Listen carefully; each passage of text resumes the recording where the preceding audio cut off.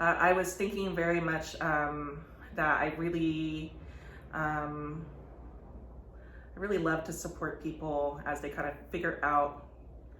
get like perspective into their experience in this world. I mean, it's so complex and crazy, and just making sense of why I tick the way I tick.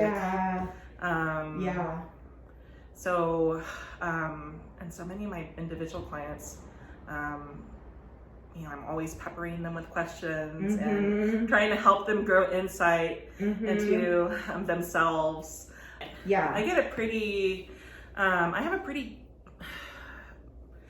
so when I first started, I was actually getting quite a few people who were kind of having challenges with identifying why they wanted to open a relationship, or why they were having issues with their existing open relationship when they've never had them before. And so I kind of like helping those people in particular kind of find, a stable footing, and also normalizing their experience. Because, I mean, I joke around like, oh, relationship, like polyamory, or just consensual non-monogamy, it's playing relationships on hard mode. But it kind of really is. Because, you're kind of looking at the world in a different way. And what works for monogamy doesn't necessarily work for polyamory. I have a lot of queer folk that are just trying to make sense of their identity, also just process trauma and how it impacts their sexuality. And pleasure and whatnot.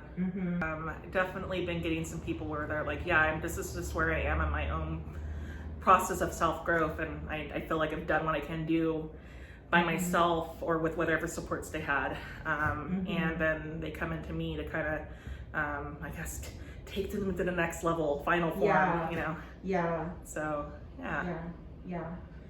with my sex therapy clients, I just hope that they have a stronger sense of sexual self, and whatever that may look like.